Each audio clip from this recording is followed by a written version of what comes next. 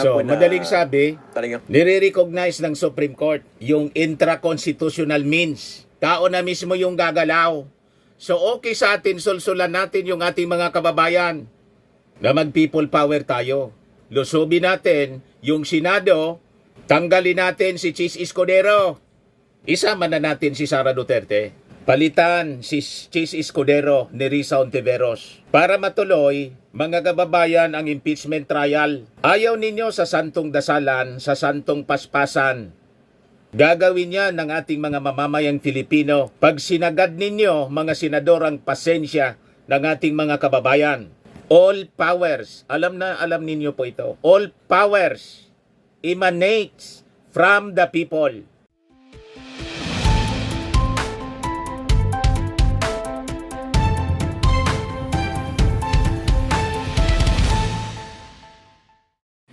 Hello po mga kababayan, si Dante Maravillas. Mga manoy, mga manay, maray na aga. Ako po si Dante Maravillas, Bicolano, vlogger, broadcaster from Albay. Medyo masama yung gising natin. Maraot so pagka matatangon yan, mga kababayan. Kasi so sa kuyang kababayan, Bicolano, si Benji Contreras, may pinost. Kapag ko vlogger, Marcos loyalist siya, mga kababayan. And I think this is alarming. Kung totoo po ito na nag-leak na document na lumalabas, mga kababayan, talagang plano nila mga kababayan na i-dismiss yung impeachment trial. Dahil na ipagdagos, hindi na ituloy yung impeachment trial laban kay Sara Duterte. Sabi ko nga, mga kababayan, pag ganyan man lang, sinalaula na nila yung ating konstitusyon, hindi malayo na matulad ito sa nangyari noong 2001 yata yun, yung EDSA People Power 2, para tanggalin si Erap Estrada. And this time, baka mag-people power. Ilagay uli sa kamay ng ating mga mamamayang Filipino ang batas, kasi yung saligang batas sinalaula na po ng Senado. Ayaw nilang sumunod. Sabi ko nga, kung yan ang gusto nila, di isulong natin yung people power. Sugurin natin yung Senado. I-expel natin si Chis Escudero. Ipalit natin si Risa Hontiveros. Kasi si Risa Hontiveros na lang yata yung nakikita natin na nakikipaglaban para sa tama. Ako po, sa totoo lang, ayaw ko man po sa maraming ipinaglalaban sa mga advocacy ni Risa Hontiveros. Kasi liberal siya, akbayan liberal, liberal-minded. Yung mga sinusulong niya sa Senado, yung gender equality, hindi ko gusto yon, mga kababayan, kasi agenda yon ng New World Order. Yung mga sinusulong po ni yung sa LGBTQ, yung babae, lalaki na, yung lalaki, babae na. Di ba? Wala nang distinction. Yung mga advocacy ni Risa Hontiveros, ayaw ko man, mga kababayan, pero dito sa issue ng impeachment, tama po yung posisyon ni Risa Hontiveros. O ngayon, pag pinilit nila yung kamay ng ating mga mamamayang Filipino, I think it's high time na tayo po ay gumalaw. Sugurin natin yung Senado, ipadlak natin. Tingnan natin kung ano pa yung kanilang magawa. May magagawa pa sila. Anyway, ayaw man nilang gumalaw. And we appeal to General Torre, do not intervene. Hayaan natin yung ating mga mamamayang Filipino yung gumalaw. Anyway, karamihan dyan sa mga senador, ayaw man sa iyo, ayaw man po sa inyo, kasi mga Duterte senators, si Jingo Estrada, sinabihan kang arugante. Di ba? So, hayaan mo na lang yung mga mamamayan. Ipadlak yung Senado, alad ka rin si Chis Escudero, tapos ipalit si Risa Hontiveros. Ito hindi sana dapat. Pero ginagalit nila yung ating mga mamamayang Filipino, mga kababayan. Kung sila mismo ayaw nang sumunod sa batas, sa saligang batas mismo natin. Ano ang rason na sila manatili, mga kababayan, diyan sa Senado? Ang Senado pa naman, ang tawag sa Senado, the last bastion of democracy. You see? O ngayon, basahin ko itong kumakalat, mga kababayan, na document. Hindi ko sinasabi na ito na talaga yung plano nila. Pero malamang, the fact na may draft document, malamang ito yung direksyon nila. Somebody nag-leak ng document sa social media. Siguro, para malaman ng ating mga mamamayang Filipino, wala pa man itong pirma po. Draft nga po, draft document. Baka yung intensyon na nagpakalat nito sa social media para malaman ng ating mga mamamayang Filipino ang maitim na plano ng mga senador. Mga senador ni Sara Duterte, hindi senador ng ating mga mamamayang Filipino. Yan draft. Wala pa man pong mga pangalan kung sino nag-introduce. Introduced by senators lang. 19 Congress of the Republic of the Philippines, third regular session. Yan o. PS Resolution Number or Philippine Senate introduced by Senator Blanco. Ano ang sabi dyan mga kababayan sa resolution? Resolution declaring the de facto dismissal of the impeachment case against Vice President Sara Simirman Duterte by operation of the 1987 Constitution. Whereas, on February 5, 2025, 215 members of the House of Representatives signed an impeachment complaint against Vice President Sara Simirman Duterte, which constituted the articles of impeachment against her. Whereas, on the same day, whereas the House Secretary General officially transmitted and endorsed the articles of impeachment to the Senate Secretary in the afternoon of February 5, 2025. However, the articles of impeachment were not presented in the Senate plenary on that day because the same had to undergo the necessary staff work prior to its inclusion on the plenary's agenda. Whereas, on the same day, the Senate adjourned its session in accordance with the legislative calendar embodied in the Senate Concurrent Resolution Number 20. Whereas, because of the timing of the transmittal of the articles of impeachment, the Senate was unable to constitute itself as an impeachment court despite the lapse of more than 100 days since the transmittal of such articles. Whereas Article 11, Section 3, 6 of the Constitution clearly provides that the Senate shall have the sole power to try and decide all cases of impeachment. When sitting for that purpose, the senator shall be on oath or affirmation. When the President of the Philippines is on trial, the Chief Justice of the Supreme Court shall preside, but shall not vote. A decision of conviction requires the concurrence of 2/3 of all the members of the Senate. The trial shall forthwith proceed after the articles of impeachment have been transmitted to the Senate. Whereas the word forthwith is not a suggestion, but a constitutional command which connotes immediately. A delay in the fulfillment of such command clearly departs from this requirement and places in jeopardy the rights of the respondent, particularly the constitutional right to the speedy disposition of cases. Whereas Article 3, Section 16 of the Constitution further guarantees all persons to have the right to speedy disposition of their cases before all judicial, quasi-judicial, and administrative bodies. Whereas discussing the constitutional right to the speedy disposition of cases, the Supreme Court, in this case of Chincowi versus Andutan said, kinot niya mga kababayan, hindi na natin basahin ito. Ito na lang, yung mga importante na lang kasi mahaba. Whereas, the lapse of more than 100 days since the transmittal of the articles of impeachment without any corresponding action on the part of the Senate as the impeachment court is further aggravated by the fact that the 19th Congress is already in the third regular session, which is set to adjourn sine die on June 13, 2025, a few days from now, June 2, 2025. Ito na yung importante mga kababayan. Whereas, the own rules of the Senate also prohibit the crossover of the impeachment proceedings to the next Congress. Rule 44, Section 1 to 3 of the Senate rules unequivocally provides that all pending matter and proceedings shall terminate upon the expiration of one Congress, but may be taken by the succeeding Congress as if presented for the first time. Dito tayo sa another whereas mga kababayan. Whereas, the presentation of the articles of impeachment to the Senate plenary is scheduled on June 11, 2025 or a mere 2 days before the sine die adjournment of the 19th Congress on June 13, 2025. Whereas this leaves the current Congress with no sufficient time to fully deliberate and resolve the articles of impeachment, as the matter cannot cross over to the incoming 20th Congress, which will convene on the 4th Monday of July 2025.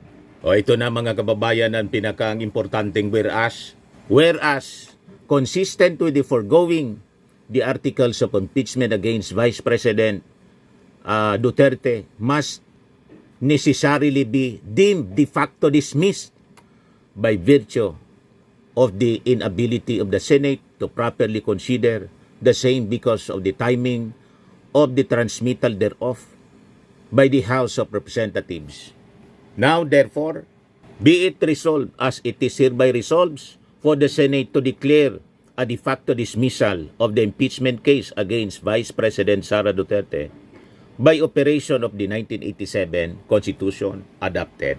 So draft resolution ito mga kababayan, hindi natin masiguro yung authenticity nito kasi draft nga po. Pero I think reading from the text, ito mismo ang sinusulong ng mga Duterte senators. Ito mismo yung posisyon ng mga Duterte senators. At malamang sa malamang, ito ang mangyari po. Kaya nga po lumabas yung mga balita na purposely dinidribble ni Chis Escudero ang impeachment case laban kay Sara Duterte para hindi na po matuloy ang impeachment trial. Ito ngayon ang mainit na pinag-uusapan, mga kababayan. Ayan mga kababayan, the impeachment niya, dead on arrival. May post si Tito Sen. Ito po, sabi sa post ni Tito Sen, mga kababayan, June 3, 2025. Ano ngayon, June 4? O kahapon lang to. I just learned that the impeachment transmitted by the House of Representatives last February has never been referred to the Senate Rules Committee. Ay grabe. Pag ganyan mga kababayan, grabe ang kasalanan ni Chis Escudero. Hindi tayo nagtataka kung bakit ngayon pinagbubuntunan mga kababayan ng galit ng ating mga mamamayang Filipino itong si Chis Escudero. At hindi tayo nagtataka kung bakit si Chis Escudero nag-walk out ng mag-manifest si Risa Ontiveros sa sesyon ng Senado. Ito mga kababayan, tingnan ninyo. Nag-manifest si Risa Ontiveros, biglang umalis. Si Chis Escudero. If I may. Salamat, Abi, Mr. President. Mr. Yan, President. Napakabastos. Salamat, Abi, Mr. President. Mr. President, the 1987 Constitution demands that the Senate continue with the impeachment proceedings already initiated without further delay. The rulings of the Supreme Court make it clear that first, impeachment is a non-legislative function of the Senate. This is Chavez versus Judicial and Bar Council, GR number 202242, 16th April 2013. And second, that non-legislative functions of the Senate are not affected by the shift from 19th to 20th Congress. This is the case of Pimentel Jr. versus Joint Committee of Congress, GR number 163783, 22 June 2004. It is true that the 19th Congress cannot bind the 20th Congress and all unfinished business will be terminated. But this is only true for any work done by us in the exercise of our legislative functions. Napakahalagang mandato po ng saligang batas ito, klaro at walang kalabuan. Once we receive the articles of impeachment, trial by the Senate shall forthwith proceed. Hahatulan tayo ng sambayanan kung hindi natin ginampanan ang tungkulin na ito sa sambayanan. Salamat, Abi, Mr. President. Noted. Majority Floor Leader. Pag hindi nila ginampanan mga kababayan, hindi ginampanan ng Senado yung kanilang trabaho. Ano pang rason na mag-function yung Senado? Isara na natin po. People power. Alad ka rin natin si Kabayang Chis Escudero. Kinalaula na ninyo yung saligang batas mismo. Hindi na ninyo sinunod. So, ano pang rason na kaming mga mamamayang Filipino susunod din sa batas? So, we appeal to pag nag-people power, we appeal to PNP Director General Nicolas Torre, do not intervene. Hayaan ninyo yung mga tao mag-express ng kanilang indignation. Kung kalad ka rin si Chis Escudero, huwag kayong mangingialam, General Torre. Anyway, majority sa mga senador ayaw man sa'yo.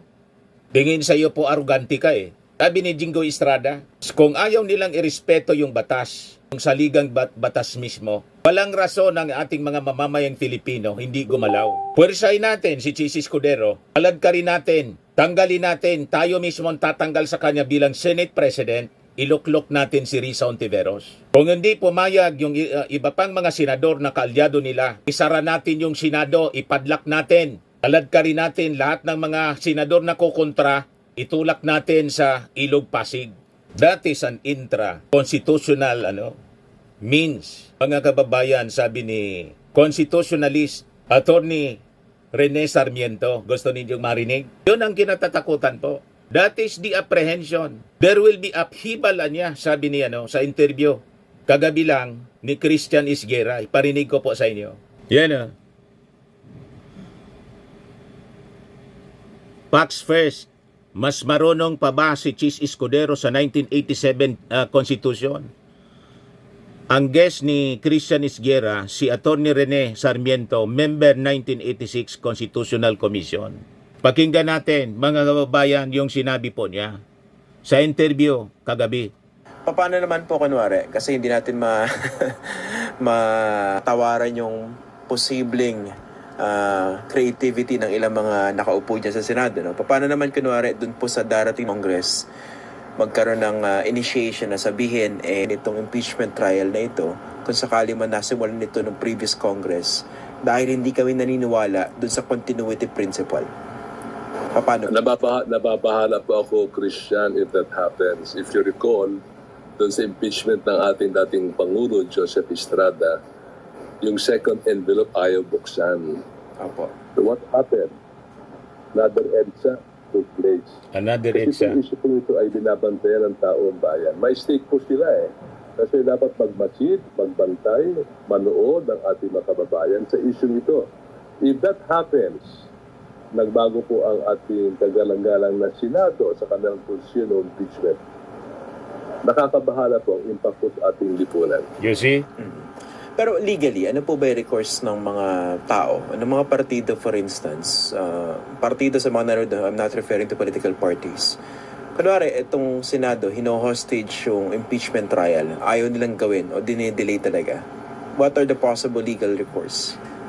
Well, we have, Christian, the legal recourse and the extra-legal recourse. Oh. But I'm for the legal recourse. What is the legal recourse? Go to the Supreme Court. Anong sabi ng Supreme Court? If there is great abuse of discretion on the part of a body, all right, team, we're transitioning. Senate, you raise that to the Supreme Court via petition for certiorari. What is great abuse of discretion, Christian? Whimsical, capricious, despotic, or arbitrary decision of a certain body. If we can prove whimsical, capricious, despotic, arrogant display of power, then we can file a petition with the Supreme Court. Now, extra-legal, wala pa ako dyan. If to be an extra-legal, sabi niya dun sa Estrada versus impeachment ng Joseph Estrada. Although ang sabi ng Korte Suprema, sa kaso niya, sabi ni Chief Justice Cuno, it was intra-constitutional. Intra-constitutional. Sa EDSA noon, it was not extra constitutional but intra-constitutional because it was an exercise of their freedom of assembly, freedom People power. petition the government for redress of grievances. Okay. Pero kung sakali nga So, po na... madaling sabi, Talagang, nire-recognize ng Supreme Court yung intra-constitutional means. Tao na mismo yung gagalaw. So okay sa atin, sulsulan natin yung ating mga kababayan na mag-people power tayo. Lusubin natin yung Senado, tanggalin natin si Chis Escudero. Isama na natin si Sara Duterte. Palitan si Chis Escudero ni Risa Ontiveros. Para matuloy, mga kababayan, ang impeachment trial. Ayaw ninyo sa santong dasalan, sa santong paspasan. Gagawin yan ng ating mga mamamayang Filipino. Pag sinagad ninyo, mga senador, ang pasensya ng ating mga kababayan. All powers, alam ninyo po ito, all powers emanates from the people. So gusto ninyo na mag-people power ulit tayo? O di sige, gawin natin. Gusto sana natin, tahimik lang, yung constitutional process. Pero ayaw ninyong gampanan. Ganon din mga kababayan yung posisyon ni Attorney De Leon. Tagahanga dati. Party siya ng Duterte. Party siya ng Chis Escudero Youth Movement noong 2010. Galit na ngayon mga kababayan. Na-interview ni Christian Isguera. Yan sabi dito sa report ng abogadonews.com, tama na palusot. Senate must be condemned for delaying BP Duterte impeachment trial. Sabi po ni Attorney Dino De Leon. Yan yung post niya. The Senate cannot just delay its duty to convene the impeachment court forthwith. Ang palusot dati was the Senate was not in session. Ngayong may session, bakit hindi pa rin ginagawa? The Senate is culpably violating the Constitution by not convening the impeachment court, sabi po ni Attorney, abogado siya po, Dino Singson De Leon. Ito, pakinggan natin po, yung interview ni Christian Isguera sa kanyang Facts First kagabi. Konstitusyon, ang ating mga institusyon, paulit-ulit nila itong baboyin. So para sa akin, pambababoy ng saligang batas. Binababoy yung mismong konstitusyon natin. Ang ginagawa ng Senado ngayon. Okay, kung clearly kinakaladkad ng mga senador yung kanilang mga paa dito sa impeachment trial, is there any way to compel them to do their duty, to perform their mandate? Well, merong posibleng legal remedy supposedly, which is yung petition for mandamus sa Supreme Court. Alam ko naka-file na yan, no? Pero sa atin, di ba, sinasabi nga natin, tatlo yan di ba? Kung tatlong K, lagi ang sinasabi para sa totoong pagbabago at para sa totoong change, totoong mag-guard natin ang ating democracy. Law is limited, no? So, korte, meron na yan. Ongoing yan. I think if my memory serves me right, ongoing yan sa Supreme Court. Wala pang galaw ang Supreme Court. Pangalawa ay yung Kongreso. No? So ibig sabihin, kailangan magpunta tayo sa Kongreso. Sulatan natin yung mga congressmen, yung mga senador natin na dapat gawin nila yung trabaho nila. And pangatlo sa akin, kalsada. Kalsada. I think we have to go to the People power po. Kaladka rin natin si Chis Escudero. Pusasa natin. Anyway, gusto niyang palampasin ang napakaseryoso mga kababayan na pagkakasala ni Sara Duterte, yung inciting to sedition, yung pagbabanta sa ating Pangulo, ipapapatay niya, si Lisa Marcos, pati si Martin Romualdez. Kung itong napakabigat na pagkakasala ng isang vice-presidente kaya nilang palampasin, anong rason hindi natin kaladkarin si Chis Escudero? Itulak natin po sa itulak natin dyan sa Ilog Pasig, ipalit natin si Risa Ontiveros para at least may matino tayong Senado. Kung mag-oppose yung mga Duterte senators, lahat sila kaladkarin na rin natin, ikandado na yan na Senado. Then isulong natin yung unicameral system. Tanggal na yung Senado. Yung House of Representatives na lang pamunuan yung unicameral system ni Martin Romualdez. O di tapos, tayo na yung gagalaw, mga kababayan. Huwag na tayong pipili ng mga senador, ng mga inutil, mga kababayan. Ama po, ito yung mismong sinasabi na ng ating mga abogado ito. Yung isa, constitutionalist, nag-warning na po si Atty. Rene Sarmiento of possible upheaval, possible EDSA people power uli. Then another, ito pong si Atty. De Leon. Streets and exercise our constitutionally protected right to free speech to protest against the senators who are not doing their mandate properly. No? Sa akin nga pasensya na, but si Senate President Chis Escudero, dati po akong Youth for Cheese. No? Youth for Cheese ya, tagahanga. Inspirasyon noong 2010. Nawala yung tagahanga. Pero kung nag-a-aspire pa siya, at tingin niya nag-a-aspire pa siya sa higher office, at kaya niya ito dinidribble o gusto niya na manatili sa poder bilang Senate President, bakit pa meron bang nakatutok sa kanya na na pag-withdraw ng support ng mga Davao Black, ginagawa niya ba itong ano ba tawag dyan, incentive, di ba? Ginagawa niya ba itong bargaining chip? Hindi natin alam kung anong motivation niya. Pero sa akin, bago pa yung political motivation mo to maintain your office, bago pa yung political motivation mo for higher office in the future, isipin mo muna yung trabaho mo Correct. under the Constitution. Yung sinumpaan mo. Binabo diba? yung konstitusyon natin. And defend the Itong mga Constitution. senador. That is part of your sworn oath as a Senate President, no? At kung may aspirasyon pa siya for higher office in the future, I-abolish natin yung Senado. Ikandado natin. Lusobin natin yung Senado. Pag ganyan ang ginagawa nila. Lalo na yung mga bagong block ng voters, yung Gen Z, Malokong to. millennials. Inuubos Pinakita nila natin yung na pasensya ng meron ating mga tayong mamamayan. say Ayaw kung natin sino ng dapat gulo. ang mananalo. Pero sa ginagawa nila, mga kababayan, hindi natin ito pwedeng palampasin. Ngayon pa lang, nananawagan na ako na hindi na dapat yan na-elect sa public office. Correct. And I'm calling on my generation mates, millennials, at ang aking mga, hindi naman tayo magkakalayo ng edad, yung Gen Z, lahat ng block na yan. Kailangan, di ba? Tuldukan natin ang politika ni kabayang Chis Escudero. Huwag na nating iboto. Personality-based ang hustisya, personality-based ang pananagutan, personality-based ang accountability.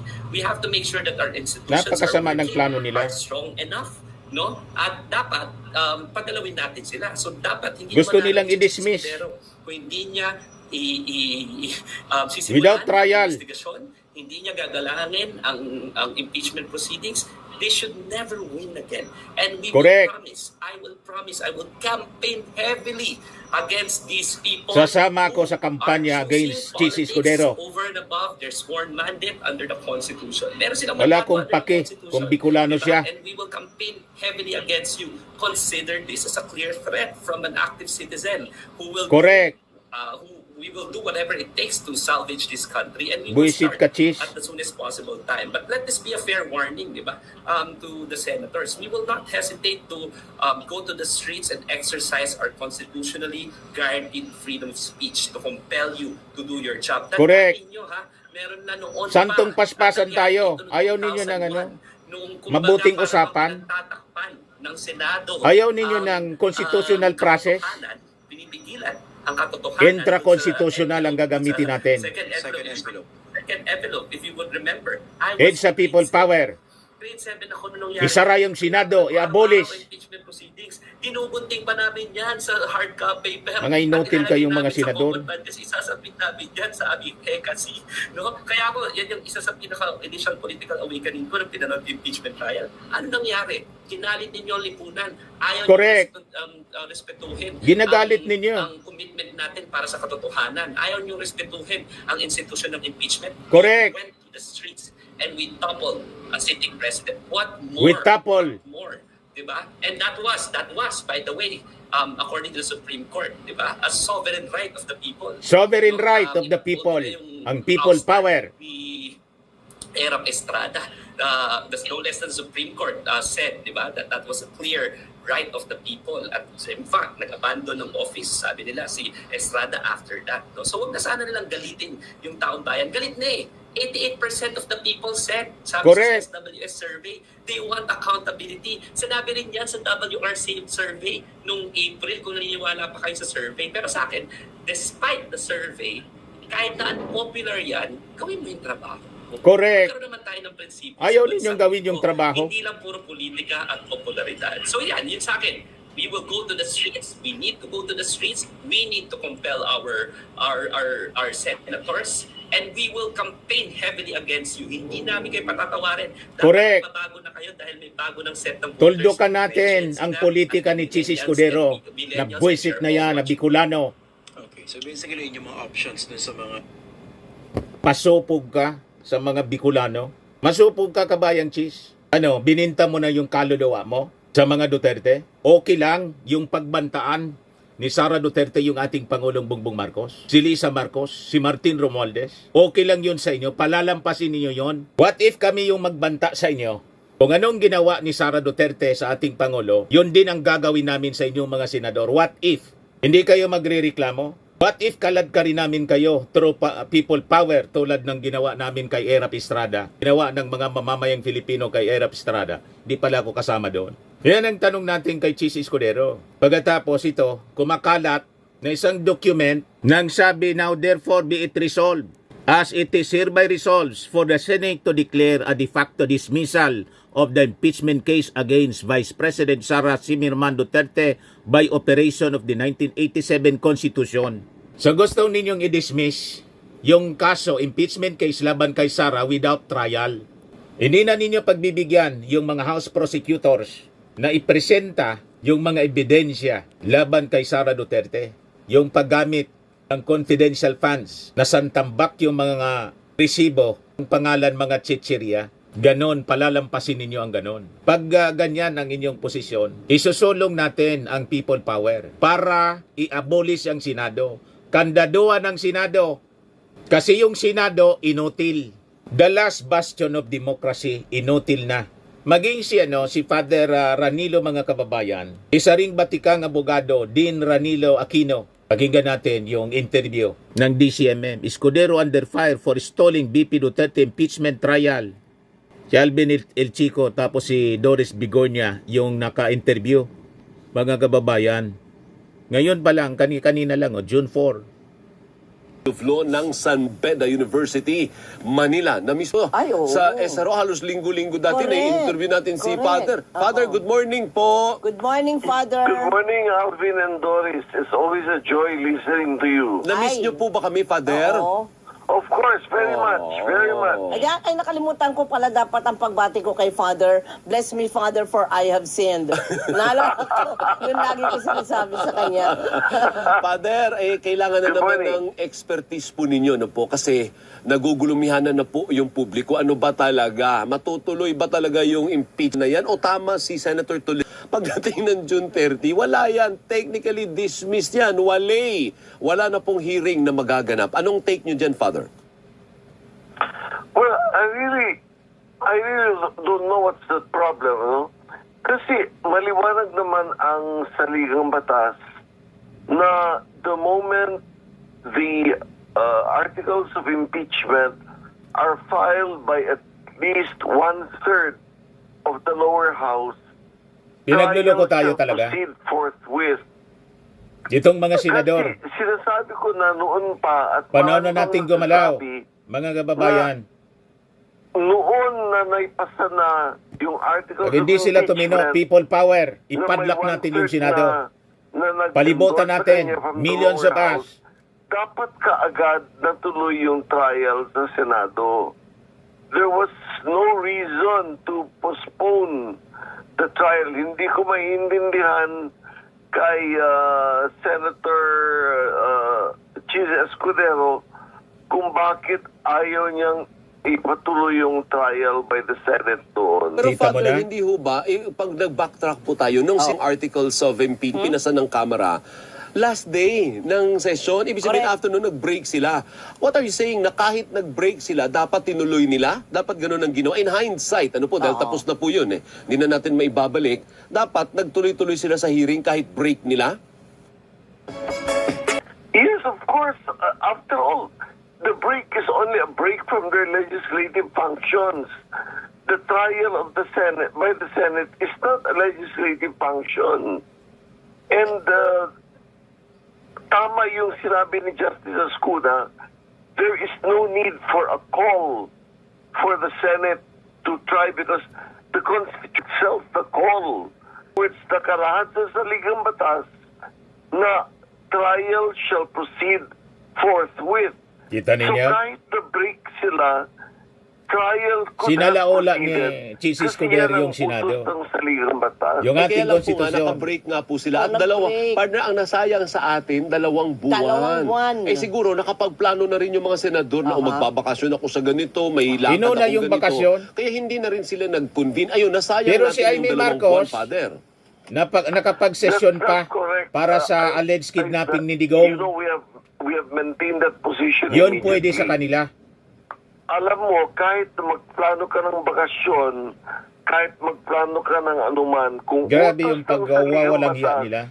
na Now, ikaw Sa ay ating uupo konstitusyon. bilang isang hukom sa impeachment trial, dapat tinuloy nila yung impeachment trial. So kung nangyari po yun, Father, wala na tayong usapin na ganito at umusad po yung impeachment. Exactly. That is exactly why napakadami ang humarap sa Korte Suprema, naghain ng kaso because of the express wording of the Constitution. The Kita moment ninyo? the impeachment articles are filed by the lower house, trial proceeds forthwith. Hindi ko maintindihan hanggang ngayon kung bakit ito si Senator Escudero. Napakadaming nagsasabi Tanggalin na natin niya, itong si Chis Escudero ituloy by na yung force. paglilitis. People power. I don't know the reason. The break, as I said, is not an excuse. Tama. Binalagyan Pero, Father, niya tapos- yung ating Oo, konstitusyon. Father, tapos na po yun, kasi nangyari na nga po yun. Ang dilema natin ngayon, tama ba ang interpretation ni Senate Majority Leader Tolentino na pagdating ng June at wala tayong hearing dyan, tapos na yan, practically, wala tapos na. na. Mga constitutional Do you agree with experts that? ito po. Or do you agree sa ibang opinion na hindi pwedeng tumawid? You know, I don't agree with the position na bakit matatapos at walang bisa na yung trial pagdating ng June 30? What's the reason? Kasi daw, 19th Congress daw yun. Oo. Initiate. Ngayon, papasok na tayo sa 20th Congress. Correct. Any business ng 19th Congress will end on June 30. Mismo. Right. That is exactly what I was saying when I was urging the Senate to proceed with the trial because of the unfinished business rule. Under the rules, any business that was left pending by the previous Congress is deemed wiped out when the new Congress convenes. However, Alvin and Doris, there is another interpretation of the Constitution that says that Senate is a continuing body. Why You see? continuing body? Kasi unlike the members of the lower house, Hindi na matitino yung ating mga senador, kahit yung iba dyan, mga abogado. every year, Binabaluktot nila yung the ating members saligang batas. of Senate are elected on a staggered Itanggalin natin basis. sila. In other words, Pwersay elect natin, only people power. 12 senators every election, so may natitirang 12. And that is what leads many constitutional law experts to say that Senate is a continuing body. And therefore, if it is a continuing body, that rule on unfinished business is not a rule that applies to all matters pending before the Senate. Ikalawa, let's not forget, the impeachment trial is not an act of legislation. In other words, pag umuupo ang Senado bilang hukuman for impeachment, it's not performing a legislative function. Correct. And so, this rule on the elimination of all unfinished business should not apply to impeachment trials. Okay. So, Father, sa sitwasyon ngayon, ano nakikita nyo? Matutuloy pa po ba o hindi na? Kasi ang dami po mga... Actually, yun ang ultimate question. Correct. Ano yung ang daming mga nagsasabi, ito opinion ko, ito sabi ng saligang batas. Ang question is, tuloy ba o hindi? Correct.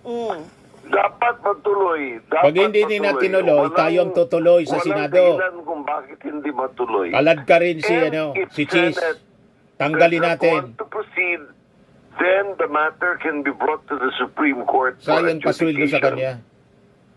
Dapat matuloy. Kaya lang, kung Ang dadalhin sa dahilan Supreme ay Court, maliwanag. ahaba na naman sabi- din. Yes? Ahaba Alvin? lalo pag dinala sa Supreme Ay, Court. oo.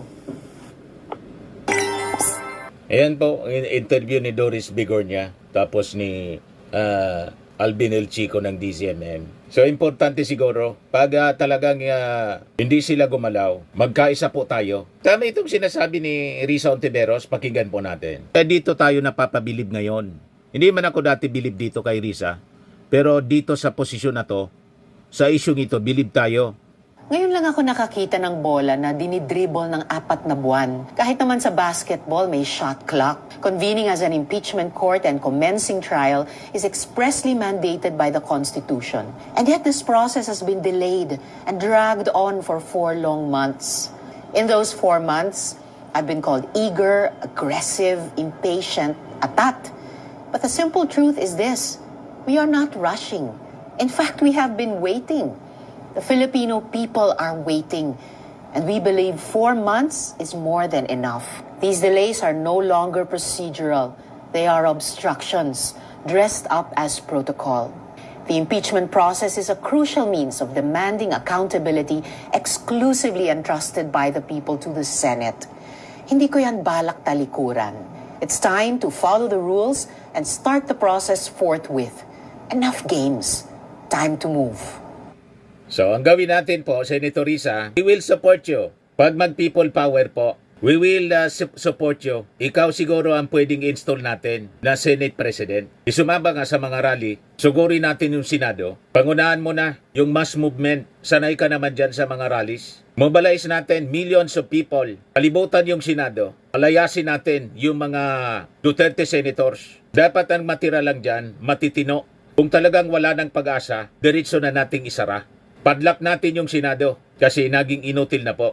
The last bastion of democracy, hindi na nag-function mga kababayan. Naging tuta na ng mga Duterte. Tinotolerate ang mga masasamang gawain, pagbabanta, pagsalaula sa pundo ng ating gobyerno. Ano pa ang rason?